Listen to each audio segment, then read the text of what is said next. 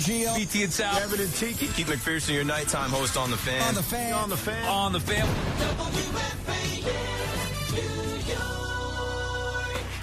It's WFAN Daily, hosted by Pete Hoffman.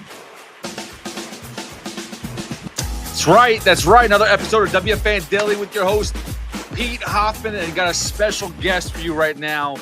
UFC 316 is this Saturday, Prudential Center. I'm looking forward to it.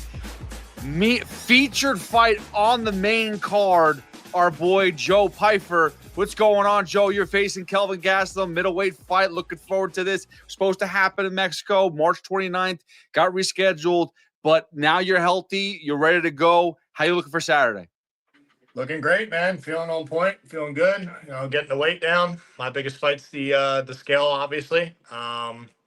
But yeah, other than that, man, I'm ready to rock. I'm glad it's still against the vet in KG. You know, got nothing but respect for the guy so far, and I'm excited to be able to run this back, man. And you know, it would be an unfortunate series of events to have had everything that happened in Mexico not come to fruition to this moment and be able to face the same guys. So I'm glad we're still booked and we get to run it.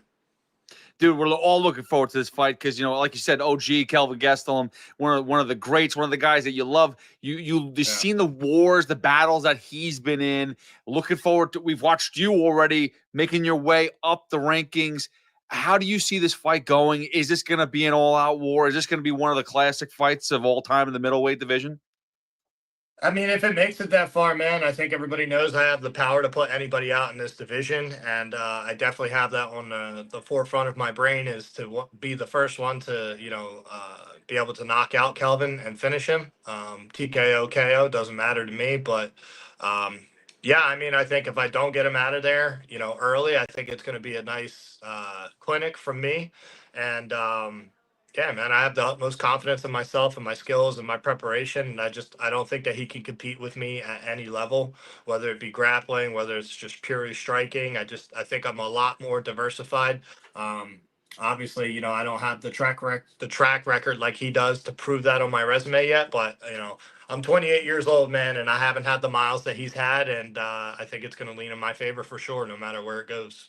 And we've seen Kelvin Gastelum, like we said, like, you know, fight so many guys. He's gone up and down the weight scale. He tried to fight 170, but weight 185 seems to be the comfort zone or the better zone for him. But then he's a smaller guy, and yet we've seen him face like a guy like Chris Weidman still be able to land that left hook. That, you know, it's impressive how he gets it through. How are you going to contain? You know it's coming at some point in time, but how are you going to prepare, or how are you preparing for that left? I mean, all my training partners are southpaw, obviously, and, you know, just doing our homework, you know, understanding that when he does throw the big left, he throws everything into his big left, and he really hops in with it. So, obviously, we've done our study on film, and just really not make it bigger than what it is, man. Like, at the end of the day, he's fought a lot of people, yes, but he's only got 3 or 4 KOs, so it's not like he has devastating power. And I think I have to make a very, very critical mistake for me to really be finished by him. So yeah, I don't think that there's anything he can do that I'm going to be surprised by or not be able to adjust to, which I hadn't done in the Jack Hermanson fight, which I think I'm savvy enough to understand now. And yeah, man, so yeah, he's obviously got a big left, but that big left really hasn't finished that many people, man. So I'm not really worried about his power as far as like a huge concern. You know, I'd be worried about getting hit clean a few times. That's what knocks you out. So yeah, I mean, I'm prepared for it. Joe Pyfer again joining us right now. And you're born, raised Jersey. You're training in Philadelphia right now. Tell me about how it's going to feel to be back in Jersey to fight, because you've had a lot of other fights in Jersey, but for the UFC, it's all been Vegas pretty much. So how is it going to be to walk out at the Prudential Center this Saturday for you? Yeah, it's going to be good, man. I got a lot of people coming from the hometown, you know, but I can't say it's that I'm super grateful and happy for this opportunity to fight in my backyard and put on a show for a bunch of local fans of me, and especially like I can't say it's my hometown because it's a couple hours away, but it's still my home state, and obviously I think I'm pretty well known here on the East Coast. So yeah, man, it's a great opportunity. It's a great spot on the card. It's where we deserve to be, I think, especially with Kelvin and me, we're gonna go for it. So you know me, I'm not here to win decisions. So I think my career has shown that so far, and just my track record, even before the UFC. So, yeah, I'm happy to do it. And yeah, I'm not making too much of the moment, though, because at the end of the day, that's all cool and all. But I kind of have to be a little bit, I guess, turned off to it because it's very distracting. And all I need to worry about is just that tunnel vision going to the cage and the guy that's in there to try and hurt me.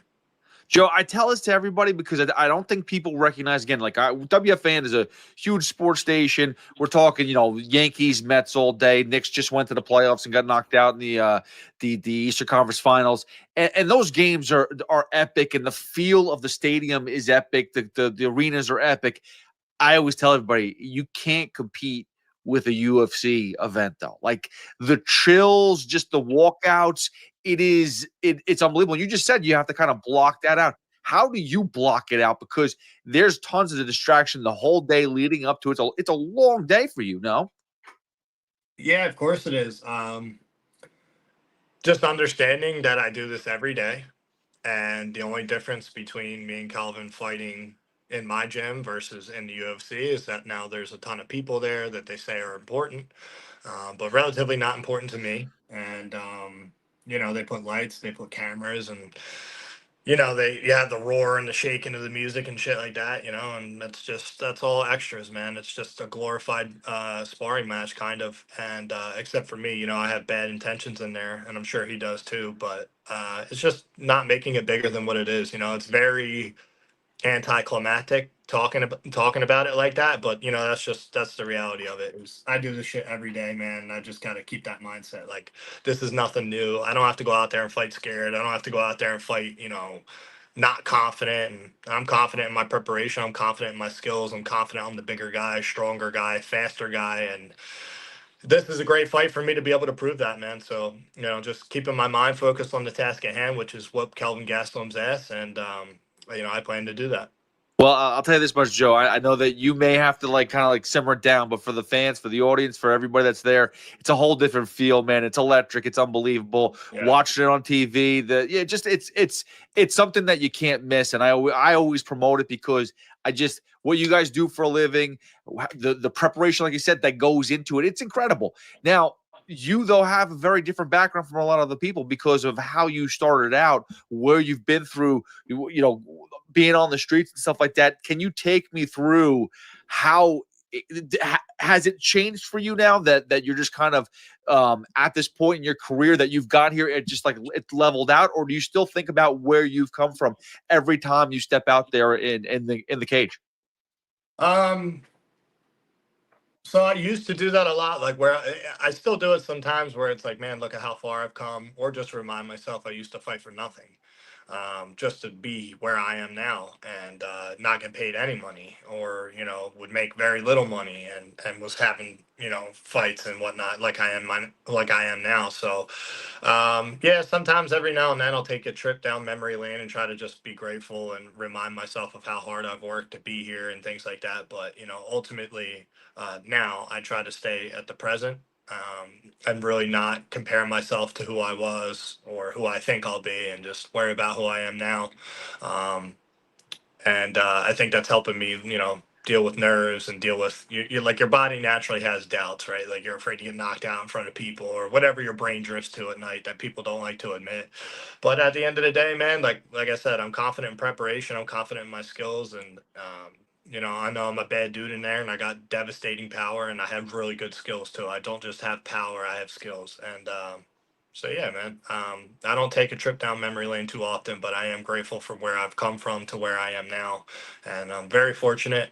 And yeah, I mean, it's a cherry on top to be able to have something fall through like Mexico and come here and fight in my home state. So I'm just grateful, man. We keep on bringing up about Mexico because you did that did fall through last minute. You just had a fight this weekend that just fell through too. Can you take me through that experience for you? Like, how was it? Was it similar? Because I mean, with Macy Barber and Erin Blanchfield, legitimately, like Macy was supposed to just be ready to go walk out there. You found out a little bit sooner that you weren't feeling well. But how hard was it for you to really not fight that night? Oh, it's devastating, man. It's the first time it's ever happened where I've been so sick I couldn't fight. I fought sick before. I fought with a broken left hand before. I fought with, we all have bumps and bruises. I'm sure many people have done the same thing, but I fought with my toes glued together before. Like, I have never pulled out of a fight, especially on fight day. But I knew it was the right decision, and I was super sick to the point that I lost over 15 pounds. That's crazy. 14 pounds in 7 hours, but I wound up losing more than that over a 12-hour period.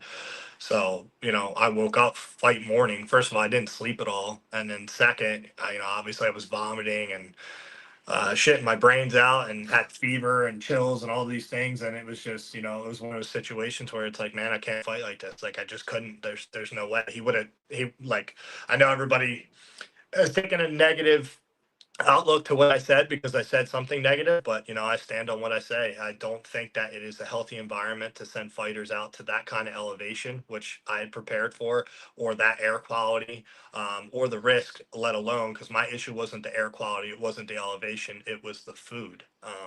And I went to a supposed trusted place, but my point is it sucks because I spent thousands of dollars to fly, over 10 people out there, plus my coach's time and their time away from their families and their businesses. And I don't make any money. I haven't fought in almost a year. I had back surgery, so it's like, yeah, it was a real hit. And to hear, before I posted anything negative, hear how negative people were about it, not giving a fuck whether I was alive or dead, is it's a little disheartening. So yeah, I had a disheartening statement to release, and it is what it is. You know what I mean? That's why I chose the sport. I'm not going to be censored, and I'm not one of these guys that's afraid to say how he feels, regardless of how it makes you feel. So yeah, fuck him. Well, we love it, Joe. But ultimately, yeah, it fucking sucked, bro. So it's a very big hit to the ego, very big hit to your pockets, and it's a very big disappointment. You feel like a failure in that moment. But you know what it is? It happens. This is a fight game, and sometimes I've been prepared 20 something other times before this. It's just this one time I didn't feel it was right for me, and neither did the doctor. And we decided to live to fight another day. At the end of the day, I'm a human being, and I have a life, and I have health that I need to take care of, and I'm not a robot. So. Listen, and there's been many champions that have decided not to step into that cage because of health issues. So you won't be the first, you won't be the last. That's just how it goes. But speaking of championships and whatnot too, like, you're getting close to the top 15, right? You're right there. So, I mean, is that what's on your real mind? Is just like, this is a stepping stone to the next fight for you and cracking that top 15? Or is it just really just, you want to prove yourself with this fight and take every fight as they come? I mean, I don't have anything to prove. I fight the way I fight. Doesn't matter who you put in front of me. I'm going to walk down and, throw bombs and try to get you out of there. So it doesn't really matter who I'm fighting as far as how I fight. But yeah, no, I mean, obviously that's there. I'm super close to the rankings, but I look at this more or less like a pay grade change. When I beat a guy like Kelvin Gastelum, I deserve to be paid, more than I get paid now to fight the tough competition in the top 15. So, with a good win, I think I get another contract, and me and the UFC will talk, and we go from there, man. So really at the forefront of my mind is just beating his ass and getting a new contract, and then worrying about the next level of competition that I'm about to enter. So, but ultimately, yeah, I mean, all I'm worried about is Kelvin, brother. That's it, nothing else. And lastly, just because you did mention the back surgery, how is your back feeling right now? Are you 100%? I mean, obviously, there's no such thing as a fighter being 100%. But as far as you feel wise, how do you feel? Back will be no problem come Saturday. Let's go. Throwing bombs, knocking people out. That's what we like to see, my friend. Trust me. Joe Pyfer, dude, you're the man. I appreciate it, dude. Promote your documentary, too, because I know that came out already. Yeah, that's so it's free live on Roku.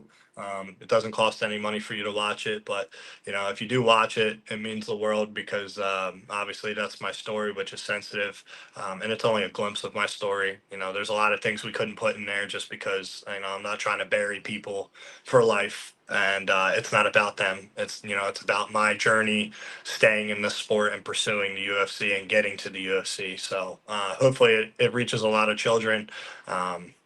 And that's what I really hope it does. I hope it reaches a lot of kids that have troubled homes, that don't know where to turn, and they stay in sports and they stay in something that's productive, that requires discipline and commitment. And no matter how hard it is, you can always find a way to get out of those circumstances that you feel held down by. So, yeah, live and free on Roku, and it's called Journey to the UFC. Joe Pyfer.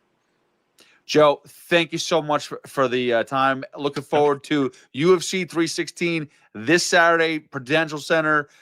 You, Kelvin Gastelum, let's go. I'm looking forward to it, man. Thanks and good luck. Thank you, brother. No luck. All skill. Guys, Joe Pyfer right there, my man. Appreciate it.